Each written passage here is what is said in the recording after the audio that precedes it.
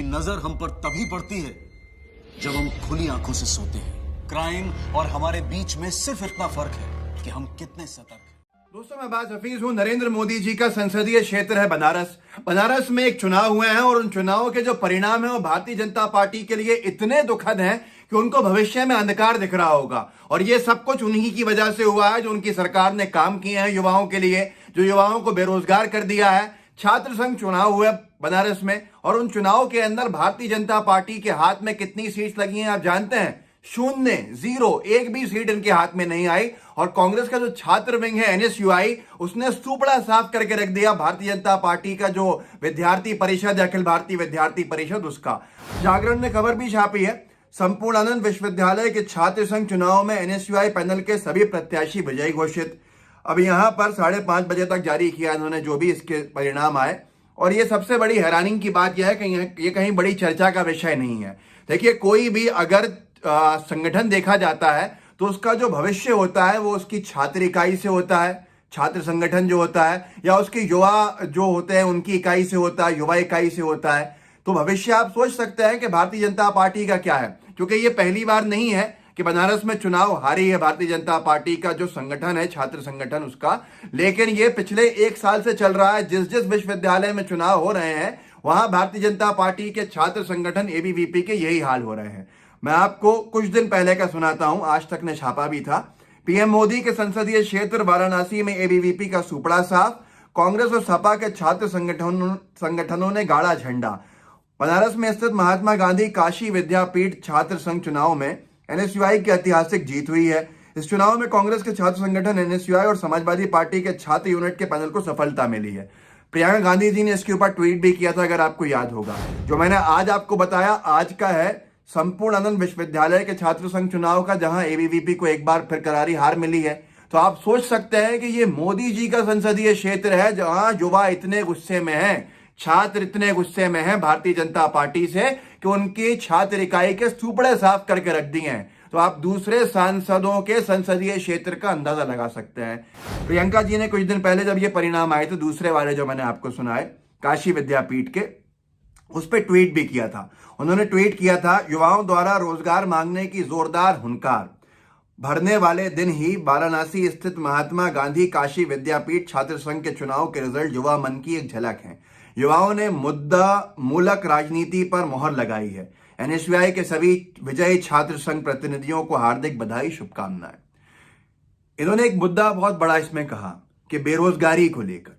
तो बेरोजगारी को लेकर क्या हाल हुआ है मैं आपको बताऊंगा कि गुस्से में क्यों हैं लोग, और इनके परिणाम की जो एक रिफ्लेक्शन आ रहा है और बेरोजगारी का इन परिणामों में कैसे आ रहा है। आप जान के हैरान हो जाएंगे कितने लोगों से रोजगार छीन लिया मोदी सरकार के चलते, मोदी सरकार ने अपने कार्यकाल में। एबीवीपी ने खबर छापी थी, वाराणसी एबीपी न्यूज ने खबर छापी थी, वाराणसी एबीवीपी को लगा बड़ा झटका। मतलब जो विद्यार्थी परिषद है भाजपा और संघ का, अखिल भारतीय विद्यार्थी परिषद, उसको कहते हैं एबीवीपी, और एबीपी न्यूज अलग है जिसने छापी ये खबर। एबीवीपी को लगा बड़ा झटका, एनएसयूआई ने जीता काशी विद्यापीठ में छात्र संघ चुनाव। अब ये पूरे के पूरे मामले सिर्फ बनारस तक सीमित नहीं है, बल्कि गृह राज्य भी पहुंच गए हैं साहिब के। अमित शाह जी हुए, नरेंद्र मोदी जी हुए, जो इनका गृह राज्य है गुजरात। गुजरात के चुनाव के अंदर क्या हुआ है छात्र संघ के चुनाव में, वो भी आप देख लीजिए। न्यूज 18 ने 1 साल पहले की बात है, न्यूज 18 हिंदी ने छापा था, गुजरात यूनिवर्सिटी छात्र संघ चुनाव में कांग्रेस की छात्र इकाई एनएसयूआई का बजा डंका। गुजरात यूनिवर्सिटी की 8 सीटों पर चुनाव में एनएसयूआई ने 6 सीटों पर कब्जा जमाया है, वहीं एबीवीपी को महज 2 सीटों से ही संतोष करना पड़ा है।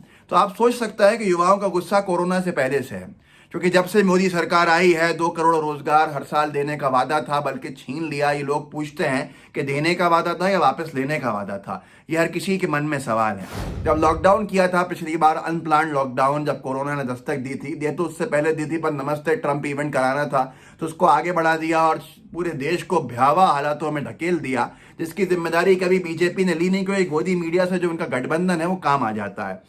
इकोनॉमिक टाइम्स ने 1 महीने के अंदर छापा था, 23 मार्च को जहां तक मेरा अंदाजा है लॉकडाउन लगाया गया था, और 20 मई को यह खबर इकोनॉमिक टाइम्स में छपी थी। 1 महीने बाद, 1 महीने का अंदाजा लगाइएगा कितना कम समय होता है। लॉकडाउन से 12 करोड़ नौकरियां गई, बेरोजगारी दर 27.1% पर पहुंची। सर्वे ये इकोनॉमिक टाइम्स ने कहा था। 1 महीने में 12 करोड़ नौकरियां गई थी। तो ये तो कहीं अब यहां कहने लगे कि बीजेपी के साहब हमारी क्या गलती है, हमारा क्या कसूर है, अब कोरोना तो आ गया, वो तो महामारी है, आपदा है, तो इसलिए भी उसका भी इलाज है। 2014 से जब से ये सरकार आई है तब से बेरोजगारी के आंकड़े बढ़ते जा रहे हैं। कोई नया उद्योग नहीं लगाया है, सरकारी पद जो रिक्त पड़े हैं उनको भरते नहीं है। ये सारी की सारी चीजें आपके सामने है। कोरोना महामारी ने तो बाद में बचा कुचा बर्बाद किया, उससे पहले तो देश की वो हालत कर दी है बीजेपी ने जिसका अंदाजा पूरे युवाओं को था ही। तो ये बचने के काम मत कीजिएगा। 2018 10 मार्च आज तक की खबर, ये कोरोना से 2 साल पहले की है। भारत में बढ़ गए, ठीक 2 साल पहले की, भारत में बढ़ गए और बेरोजगार, करोड़ों लोगों के पास नहीं है नौकरी। इंटरनेशनल लेबर ऑर्गेनाइजेशन ILO ने हाल ही में रोजगार पर एक रिपोर्ट प्रकाशित की है जिसमें बताया गया है कि भारत में बेरोजगारी का स्तर पिछले साल की तुलना में इस साल एक स्तर ऊपर बढ़ गया है। जाने क्या कहते हैं आंकड़े भी जान लीजिए। रिपोर्ट के अनुसार 2017 में भारत में 1 करोड़ 83 लाख लोग बेरोजगार थे। 1 करोड़ 83 लाख लोग 2017 में बेरोजगार थे। अब यानी साल 2018 में बेरोजगार लोगों की संख्या बढ़कर 1 करोड़ 86 लाख हो गई है। हर साल बढ़ते गए बेरोजगार और उसी के साथ साथ बढ़ गया लोगों का गुस्सा, खास तौर पर उन छात्रों का जो भविष्य अपना अंधकार में देख रहे हैं। न उनके पास सरकारी नौकरियां हैं, न उनके पास कोई ऑप्शंस बचे हैं। अब तो प्राइवेट नौकरियों के भी लाले पड़ गए हैं। 12 करोड़ 1 महीने में रोजगार चले गए। पूरे के पूरे लॉकडाउन के पहले महीने के अंदर अंदाजा लगा सकते हैं, जिसकी झलक देखने को कहां मिलती है। अब जहां जहां छात्र संघ चुनाव हो रहे हैं वहां भारतीय जनता पार्टी की जो ABVP है उसकी हालत पतली होती जा रही है। शुरुआत इस वीडियो की थी, उसी पर खत्म करूंगा। जागरण ने छापा है, संपूर्णानंद विश्वविद्यालय के छात्र संघ चुनाव में NSUI पैनल के सभी प्रत्याशी विजयी घोषित, मतलब कांग्रेस को जीत मिली। ABVP का क्या हाल हुआ, बीजेपी का देख लीजिए। आज तक ने भी लिखा था, PM मोदी के संसदीय क्षेत्र वाराणसी में ABVP का सुपड़ा साफ, कांग्रेस के छात्र संगठनों ने गाड़ा झंडा। अब इस सारे वीडियो को जो है आप लीजिए, युवाओं तक पहुंचाइए कि जो युवा अब वोट डालने वाले हैं वो भी सोच समझ के वोट डालें कि वो अपने भविष्य के 5 साल किस तर्ज पे देखना चाहते हैं, किस जगह पे देखना चाहते हैं, ताकि उनको समझ में आए कि वो कोई ऐसी गलती ना कर दें जिससे कि आने वाले 5 साल उनके लिए घातक हो जाए। इस वीडियो को WhatsApp पे साझा कीजिएगा, साथ में लाइव TV को सब्सक्राइब भी कीजिए, बेल आइकन भी दबाइए। जय हिंद।